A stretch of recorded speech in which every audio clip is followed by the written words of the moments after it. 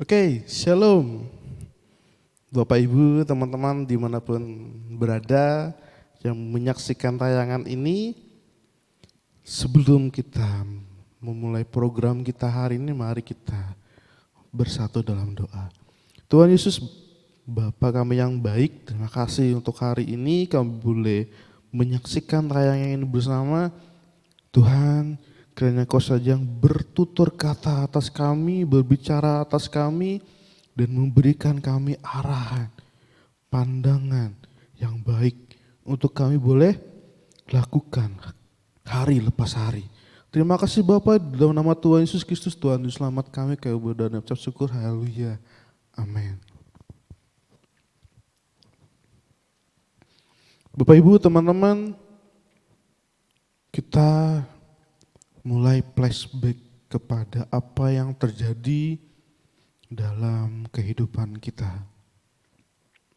Mulai kita flashback, saya ngajak kita semua nih merenungkan sebentar, beberapa detik, 2 menit, silakan renungkan dirimu dulu siapa.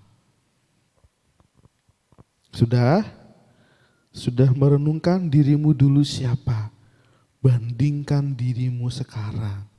Apa yang terjadi? Bandingkan dengan dirimu sekarang. Apa yang Tuhan sudah beri? Menjadi lebih baikkah?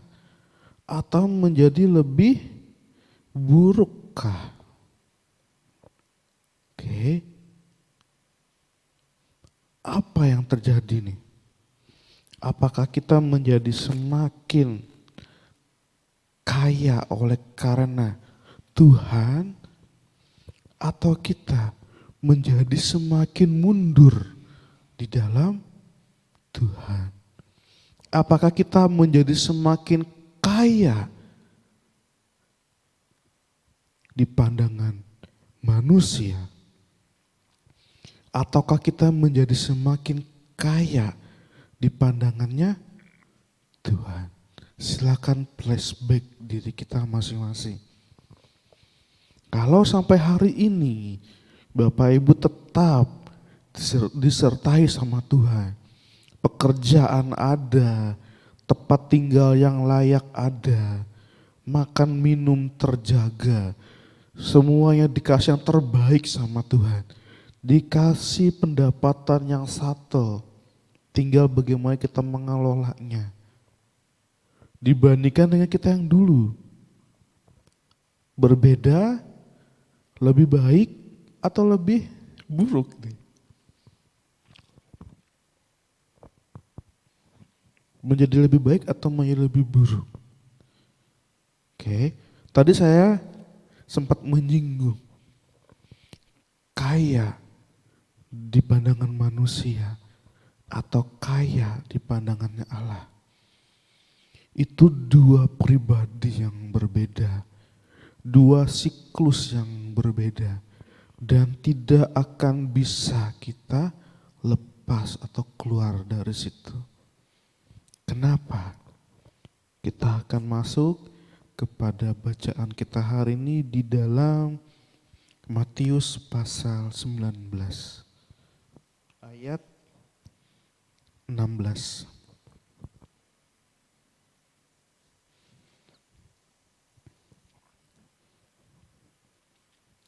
Ada seorang datang kepada Yesus dan berkata, "Guru, perbuatan baik apakah yang harus kuperbuat untuk memperoleh hidup yang kekal?" Saya baca sekali lagi. Ada seorang datang, seorang ya, berarti orang lain nih. Bukan murid Yesus, bukan, tapi seorang. Tamu mungkin ya. Ada seorang datang kepada Yesus dan berkata, "Guru, perbuatan baik apakah yang harus kuperbuat untuk memperoleh hidup yang kekal?" Hidup yang kekal. Oke. Lanjut. Jawab Yesus, "Apakah sebabnya engkau bertanya kepadaku tentang apa yang baik? Hanya satu yang baik. Tetapi jikalau engkau ingin masuk ke dalam hidup, turutilah segala perintah Allah. Oke, sampai di sini dulu firman Tuhannya. Nah, Bapak Ibu, teman-teman, ada suatu peristiwa atau mungkin setiap kali ketika saya menemui jalan buntu atau masalah yang menurut saya urgensi, sangat genting sekali, saya ada suatu peristiwa saya nanya Tuhan, seandainya Tuhan jadi saya, kira-kira Tuhan bakal ngapain ya? If Jesus is me menghadapi masalah itu, what will Jesus do? Apa yang akan Tuhan Yesus lakukan ketika kena masalah nih? Ketika lagi apes nih, apes bener gitu ya. Lagi nggak hoki gitu ya, atau lagi ya rungkat bahasa orang gitu ya. Lagi boncos gitu ya, kalau orang casting gitu ya nggak dapat ikan boncos katanya gitu. Lagi boncos nih, wah lagi pening kepala ini tuh. Masalah ini datang bertubi-tubi ini loh. Kalau Tuhan jadi aku, Tuhan bakal ngelakuin apa ini tuh? Jarang saya bisa bercerita seperti itu atau bertanya sama Tuhan kayak gitu. Tapi kalau dalam keadaannya sangat susah gitu. Saya tanya, Tuhan ini kok kayak gimana ya gitu ya. Semuanya kok serba pas. Semuanya kok serba atau ya. Bukan ya lebih dikit lah Tuhan gitu ya. Supaya bisa nabung. Ya lebih dikit lah Tuhan untuk bisa healing kayak orang gitu. Tapi dikasih Tuhan serba pas. Dan dikasih Tuhan serba pas. Dikasih Tuhan jadwal seperti ini untuk ngisi khotbah pelayanan. Bapak Ibu teman-teman, saya ingin disclaimer ya. Segala sesuatu yang kita terima baik dari Tuhan, itu pemberian yang terbaik yang kita miliki. Segala sesuatu yang Tuhan beri kepercayaan sama kita, dalam pelayanan kita, dalam pekerjaan kita, itu ada sesuatu yang terbaik daripada Tuhan. Urusan lebih tidaknya, itu urusan pribadi kita sama Tuhan secara personal. Dalam hal hubungan kita sama Tuhan, baik atau tidak. Apakah ada dosa atau tidak? Ataukah kita sedang dalam proses? Ataukah kita sedang diuji nih? Benerkah anakku Riyadi ini total sama aku? Tetapkah Riyadi ini nurut sama aku? Tetapkah Riyadi ini melakukan bagiannya sebaik-baiknya? Dengan diberi masalah itu tadi, diberi problem itu tadi, diperhadapkan dengan masalah demi masalah. Tetapkah Riyadi ini seseorang yang rendah hati? Sekarang bagian tugas Bapak Ibu teman-teman mengubah kata Riyadi tadi menjadi nama Bapak Ibu teman-teman. Tetapkah saya ini melakukan apa yang Tuhan inginkan? Tetapkah saya mau melakukan sebaik-baiknya buat Tuhan? Tetapkah Tuhan yang nomor satu? Tetapkah dan tetapkah? Nah Bapak Ibu teman-teman, ini suatu pertanyaan yang ditanyakan oleh seseorang ini kepada Tuhan. Lanjut ayat berikutnya.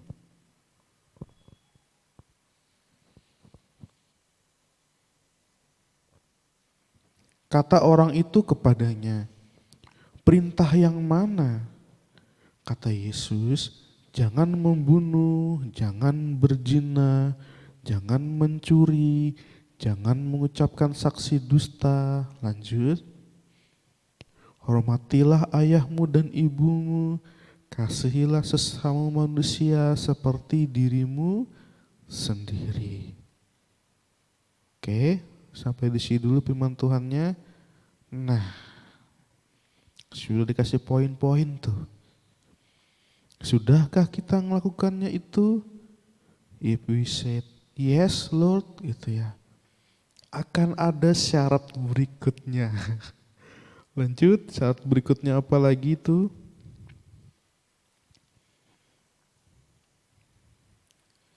Kata orang muda itu kepadanya, semuanya itu telah kuturuti, apalagi yang masih kurang.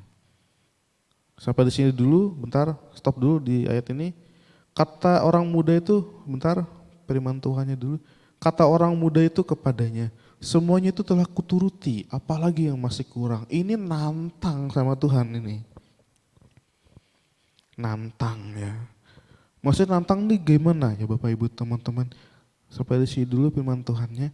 Nantang itu artinya aku sudah melakukan semuanya ini Tuhan. Aku nih orang benar gitu ya. I am is orang yang hidup benar gitu ya. Nantang Tuhan ini maksudnya dia mempernyatakan, mempertegaskan bahwa di dalam aku ini tidak ada cacat celah. Di dalam aku ini tidak ada dosa. Aku ini baik-baik Tuhan orangnya. Kalau dia udah ngelakuin itu, ngapain dia tanya? Di ayat 16 tadi, perbuatan baik apakah yang harus keperbuat untuk memperoleh hidup yang kekal? Dia nanya, tapi dia sudah tahu jawabannya. Jawabannya apa? Di ayat 18, perintah yang mana? Dia katakan, coba muncul ayat 18. Kata orang itu kepadanya, perintah yang mana? Songong nih orang, benar lah. Maaf ya, saya menggunakan kata-kata seperti ini ya, supaya kita tuh hidup gitu loh khotbahnya, enggak yang monoton sekali gitu ya. Perintah yang mana? Nyolot nih orang. Ngapain dia tanya? Perbuatan baik apa yang diperbuat untuk bisa hidup kekal gitu ya. Dia tanya perintah yang mana? Nah, tahukah jawaban dia apa? Ayat 20. Jawaban anak muda ini apa? Kata orang muda itu kepadanya, semuanya itu telah kuturuti, apalagi yang masih kurang. Ay dasar nih orang bener lah. Saya bacakan lagi, kata orang muda itu kepadanya, semuanya itu telah kuturuti, apalagi yang masih kurang. Oke, sampai di sini dulu firman Tuhan itu. Coba kita berpikir dulu ya.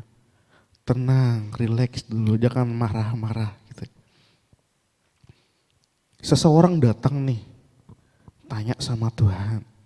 Tuhan, perbuatan baik apa yang harus aku lakukan untuk aku beroleh hidup yang kekal? Tuhan jawab bla bla bla bla bla bla gitu ya. Dijawab sama Tuhan. Perintah yang mana? Maksudnya mesti ngapain gitu ya. Dikasih Tuhan lah rambu-rambu nih A, B, C, D, E. Dia nyolot nih. Semuanya itu sudah aku lakukan Tuhan. Apalagi yang kurang. Artinya orang ini mempernyatakan dirinya sebagai seseorang yang spektakuler di hadapan Tuhan. Atau seseorang yang tinggi hati. Seseorang yang sangat sombong. Seseorang yang mempernyatakan dirinya lebih tinggi daripada orang lain. Oke, dari pernyataannya ini tadi loh ya, bukan saya loh, saya cuma berusaha menafsirkannya. Tapi di sini dari cerita ini kita tahu kan sama-sama bagaimana karakter anak muda ini. Tahu nggak jawaban Yesus berikutnya apa? Kaget dia tuh pasti. Lanjut ayat 21. Kata Yesus kepadanya, jikalau engkau hendak sempurna. Gila dah ini. Jikalau engkau hendak sempurna, pergilah, jualah segala milikmu dan berikanlah itu kepada orang-orang miskin, maka engkau akan beroleh harta di surga. Kemudian datanglah kemari dan ikutlah aku. Oh my goodness. Sampai di sini dulu firman Tuhannya. Lihat tuh. Gua nih, gua lagi, gak ada pantas. Saya nih, anak muda itu bilang, sudah ngelakuin semuanya Tuhan, apalagi yang kurang. Terus Tuhan bilang apa? Kata Yesus kepadanya, jikalau engkau hendak sempurna. Oh, sempurna. Perfect gitu ya. Semuanya sudah kamu lakukan nak ya. Oh hebat sekali kamu. Terbaik kamu nak. Kamu mungkin di tempat lagi, ini nak. Oke. Tuhan tahu nih orang ini nguji sebenarnya. Menguji Tuhan. Karena dia tahu orang ini mempernyatakan dirinya hebat di hadapan Tuhan. Tuhan tahu itu. Makanya Tuhan memotong kesombongannya. Dengan mempernyatakan, jikalau engkau hendak sempurna, boleh ditayangkan dulu ayat 21 tadi. Jikalau engkau hendak sempurna, pergilah, jualah segala milikmu dan berikanlah itu kepada orang-orang miskin, maka engkau akan beroleh harta di sorga. Harta di sorga. Kemudian datanglah kemari dan ikutlah aku. Sampai di sini dulu firman Tuhannya. Apa nih kesimpulan yang kita dapat dari cerita ini? Bagaimana Tuhan menilai seseorang bukan dari apa yang dia punya, tapi Tuhan menilai dari apa yang hatinya mau dan rela melakukannya untuk Tuhan. Mau dan rela memberi diri lebih-lebih buat Tuhan dalam semua aspek hidup dirinya. Kita baca lagi kelanjutan kisahnya, apa yang terjadi sama anak muda ini.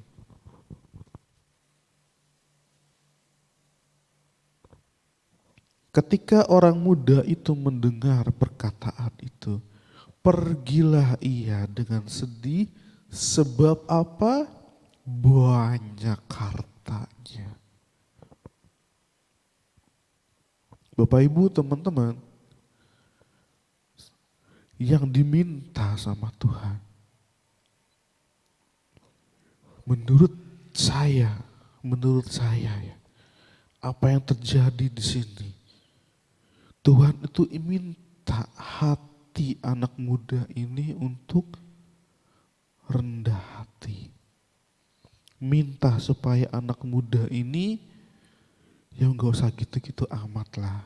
Ya saya tahu Tuhan tuh mungkin imajinasi saya bagaimana what Jesus do itu tadi. Apa yang Tuhan lakukan. Ya aku tahulah kamu itu punya uang banyak. Ya kamu udah melakukan semuanya itu perfect sekali. Tapi untuk apa mempertanyakan tentang perbuatan baik apa? Yang kalau alih-alih hanya untuk menguji. Yang kalau alih-alih hanya untuk mempernyatakan dia hebat, dia bagus, dia tidak punya cacat celah, dia melakukan terbaik. Lu bayangin, tidak membunuh, jangan berzina, jangan mencuri, jangan mengucapkan saksi dusta, hormatilah ayahmu ibumu, kasihlah sesama manusia seperti dirimu sendiri. Seandainya anak muda ini memperkatakan, Tuhan ampuni aku Bapa, aku sudah pernah berzina. Tuhan ampuni aku Bapa, aku sudah pernah mengucapkan saksi dusta Tuhan. Aku mendustai orang, aku minta maaf apa yang harus aku lakukan. Lain cerita. Tuhan tidak akan suruh orang ini jual hartanya. Tuhan cuma bilang, oke, cukuplah itu, dosamu sudah diampuni. That's it. Tapi anak muda ini berkata, aku sudah lakukan semuanya itu, apalagi yang masih kurang. Kan songong anak ini gitu ya. Mohon maaf ya Bapak Ibu teman-teman, saya menggunakan bahasa-bahasa anak-anak milenial ya. Karena saya kan masih anak milenial, masih muda gitu ya. Jadi lebih suka ke arah sana gitu. Oke. Nah, apa yang terjadi sama anak muda ini ketika mendengar itu ya? Mbok yo rendah hati gitu loh. Iya Tuhan, aku tuh udah pernah berzina, aku tuh udah pernah berbuat dosa. Iya Tuhan gitu. Dengan kayak gitu, kita mengaku dosa saja. Kita itu sudah diselamatkan gitu ya. Minta ampun sama Tuhan dari dosa kita gitu ya. Tapi anak muda ini tidak. Karena kenapa? Lihat ayat 22 tadi, boleh ditampilkan lagi sekali lagi. Ketika orang muda itu mendengar perkataan itu, pergilah ia dengan sedih sebab banyak hartanya. Wah keren, orang ini the best. Nah, gitu ya. Seandainya tidak dengan tinggi hati dia mempernyatakan, mau rendah hati aja ngaku ya, aku udah enggak akan seperti itu. Tapi Tuhan menguji orang ini. Paham ya? Tuhan menguji orang ini. Apakah dia ini benar-benarkah melakukan itu atas dasar untuk dirinya kah? Atau atas dasar untuk Tuhan? Orang ini berlaku benar-benar untuk dirinya yang diselamatkankah? Atau dia melakukan benar-benar untuk Tuhan yang menyelamatkan dia? Ternyata di ayat 22 jelas sekali dia sedih karena hartanya sangat banyak. Lanjut ayat berikutnya. Yesus berkata kepada murid-muridnya, aku berkata kepadamu, sesungguhnya sukar sekali bagi seorang kaya untuk masuk ke dalam kerajaan sorga. Ditulis sama Tuhan Yesus sendiri, sukar sekali. Lanjut, saya akan kasih contohnya nanti habis ini. Sekali lagi aku berkata kepadamu, lebih mudah seekor unta masuk lubang jarum daripada seorang kaya masuk ke dalam kerajaan Allah. Oke, sampai di sini dulu firman Tuhannya. Dikatakan sukar sekali orang kaya untuk masuk ke dalam kerajaan surga. Lebih mudah unta masuk lubang jarum. Lubang jarum itu yang saya tahu ya dari yang diceritakan sama hamba-hamba Tuhan yang sudah pernah ke Israel. Saya kan belum pernah nih, belum pernah saya ke sana. Lubang jarum itu seperti sebuah gapura kayak gini ya. Bentar, gapura kayak gini, agak mengkung gitu. Jadi unta kalau mau masuk lewat situ dia harus nunduk. Kepala dulu, kakinya diturunin, jongkok, jalan, pelan, naik kepala lagi, lolos dah lubang jarumnya itu. Artinya menundukkan diri, rendah hati, sangat sukar. Saya pernah mengalami hal itu. Dan ada rasa trauma di dalam diri saya ketika saya mendapatkan harta warisan dari orang tua saya. Saya menggunakannya untuk sesuatu yang menurut otak saya bisa menghasilkan. Ternyata di luar ekspektasi itu ya. bagaimana saya berada merasakan orang yang punya uang itu susah dikasih tahu. Tinggi hati itu pasti. I am the best, I am the have, I am the have. Tapi itulah terjadi di dunia saat ini. Bagaimana sistem kapitalis, yaitu orang yang punya uang, yang punya kuasa. Makanya saya mengikuti salah satu anak muda influencer yang menjelaskan tentang kripto, bitcoin dan lain sebagainya.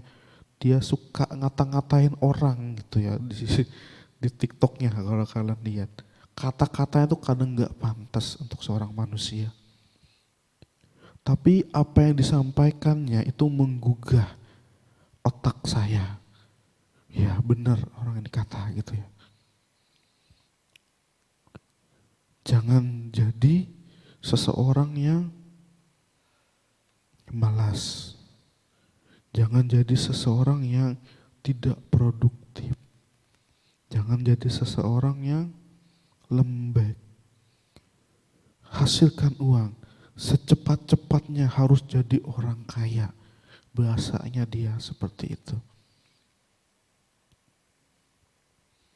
Dia podcast dengan salah satu tokoh besar podcast Indonesia. Dan dia sama-sama mengasih tahu bahwa kita itu harus punya yang namanya narsisism. Itu adalah sebuah pola pikir seseorang gitu ya. Kita tuh harus narsis kalau mau sukses. Narsis di bidang yang kita tahu. Bapak Ibu, teman-teman, saya belajar untuk jadi narsis saat ini ya. Di depan kamera ini saya belajar untuk narsis. Saya belajar untuk pede, percaya diri dengan semua yang aku punya. Belajar untuk pede dengan apa yang otak aku miliki gitu ya. Bahwa aku hebat, aku bisa. Untuk apa? Dengan begitu kita menempa diri kita untuk lebih baik lagi. Tapi tokoh publik yang punya podcast besar di Indonesia ini bilang, tapi kamu harus punya satu hal untuk bisa sukses lagi. Tahu apa dia bilang? Kamu harus punya rasa takut. Dengan punya rasa takut, kamu bisa punya batas. You boleh narsis gitu ya. You boleh ngelakukan A, ngelakukan B. Tapi lu harus punya rasa takut. Supaya apa? Supaya ada batas. Tidak lewat itu. Alkitab mencatat. Saya ulangi. Alkitab mencatat. Permulaan dari hikmat adalah takut akan Tuhan. Sudahkah kita takut akan Tuhan? Kalau ditanya seperti itu, jujur dengan rendah hati saya bilang, belum saya Tuhan. Masih suka buat dosa saya ini. Di mimbar ini saya bilang kayak gitu. Kenapa saya mau katakan gitu Bapak Ibu teman-teman? Supaya kita tahu bahwa seseorang yang dipercaya Tuhan membawa firman Tuhan itu tidak selamanya baik. Tetap manusia biasa yang bisa buat salah. Hanya ketika seperti ini pengurapan daripada Allah, pengurapan daripada Jesus Christ melalui Holy Spirit itu yang membuat hati saya connect ke pikiran saya dan muncul ke mulut saya untuk menyampaikan apa yang Tuhan mau sampaikan buat kita hari ini. Jadi kalau ada orang mengatakan, aku hebat karena bisa khotbah, aku hebat karena bisa di mimbar. Bullshit orang itu. Kenapa? Karena Tuhan yang pakai. Oke. Karena Tuhan yang pakai. Makanya dikatakan kita tidak boleh mencuri kemuliaan Allah. Artinya setiap kali kita dipakai sama Tuhan. Kita cuma dipakai doang. Selesai ini Bapak Ibu, saya mungkin buat dosa lagi nanti. Di situ makanya perlu sosok pemimpin. Yang mana pemimpin ini yang akan menegur hidup kita sehari-hari yang tidak tepat sesuai firman Tuhan. Perlu rendah hati di posisi itu. Nah Bapak Ibu teman-teman, kita ini manusia biasa. Di dalam perjalanannya, tidak ada yang tahu sampai kapan kita bisa hidup di dunia ini. Hanya Tuhan yang tahu. Anak pun tidak, hanya Bapa yang tahu. Kapan hari kiamat itu? Yang kalau saya mau menggunakan bahasa kiasan, tidak ada yang tahu umur kita. Anak pun tidak, hanya Bapa yang tahu. Tugas kita, segiat-giatnya kita untuk memperingatkan orang lain untuk sesegera mungkin tobat, sesegera mungkin berbalik. Sudah tahu salah, belajar, kelola lagi, atur lagi. Karena urusan kita sama Tuhan hanyalah sebatas apa yang Tuhan mau. Sementara hubungan kita dengan manusia adalah apa yang kita harus lakukan untuk diri kita. Yaitu dengan kita mengelola apa yang ada pada kita. Untuk kita sedikit demi sedikit menambahkan, sedikit demi sedikit mengurangi hal yang tidak baik. Menambahkan hal yang baik. Sehingga kita menjadi sempurna di dalam ketidaksempurnaan kita. Lanjut ayat berikutnya.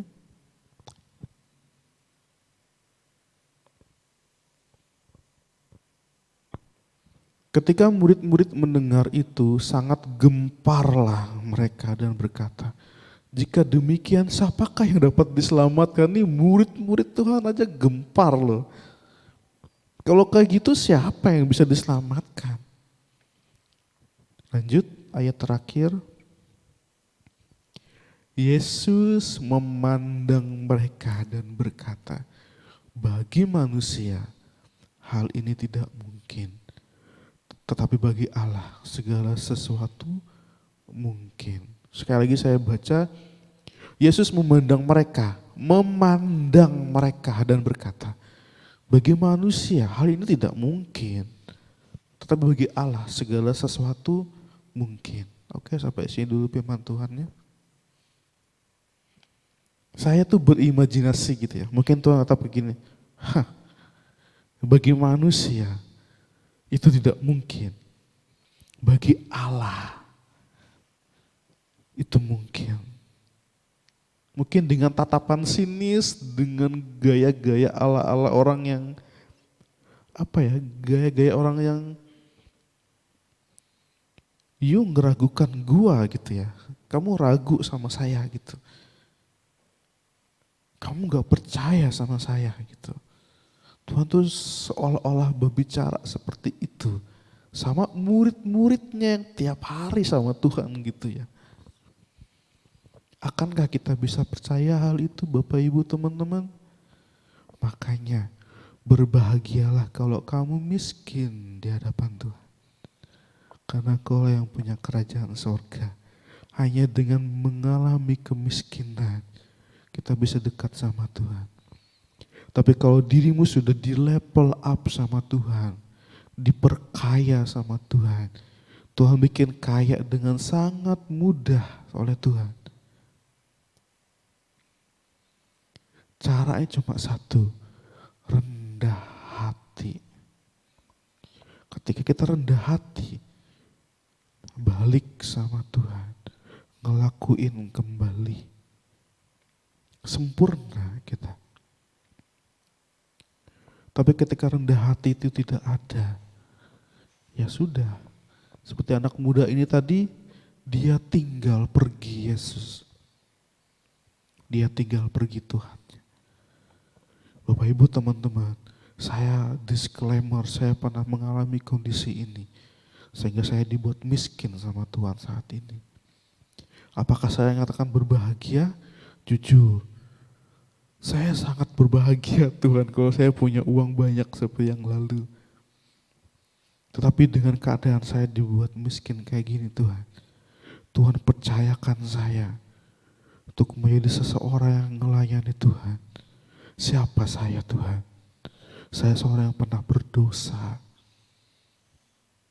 Tuhan pakai, itu suatu kepercayaan yang tidak bisa saya beli. Karena ini Tuhan saya sendiri yang ngasih. Cuma-cuma. So Bapak Ibu teman-teman yang mengalami hari ini dalam fase yang tidak baik, balik sama Tuhan. Bahwa dalam doa, bangun pagi cari Tuhan. Bangun pagi, selipkanlah beberapa detik, beberapa menit, atau mungkin berjam-jam kalau ada banyak waktu luang. Doa, ngobrol sama Tuhan. Karena 2024 semua orang berlomba-lomba menjadi yang terbaik. Kalau Bapak Ibu lihat Facebook, hampir semua akun di Facebook saya tuh bilang #reels gitu ya. #FBPro. Semua orang berlomba-lomba bikin konten, berlomba-lomba bikin ini, bikin itu untuk menghasilkan uang. Semuanya berlomba-lomba, cepat-cepatan. Tapi mereka lupa Tuhan. Itu kondisi saat ini. Dan Tuhan sampaikan ini melalui saya, untuk saya, dari saya, oleh saya, yang saya kabarkan untuk Bapak Ibu yang menyaksikan tayangan ini. Mari kita bersatu dalam doa. Tuhan Yesus, Allah Bapa kami yang baik, kuasa-Mu yang sempurna menyempurnakan hidup kami, memberikan kami hidup yang baik. Bapa, di dalam nama Tuhan Yesus Kristus, jadilah apa menjadi kehendak-Mu atas kami. Jadilah menjadi apa yang baik menurut-Mu. Berilah kami hati yang mau rendah hati untuk memberi diri lebih buat Tuhan. Di dalam nama Tuhan Yesus Kristus, Tuhan dan Juru Selamat kami berdoa dan mengucap syukur. Haleluya. Amin. Terima kasih guys. Tuhan berkati.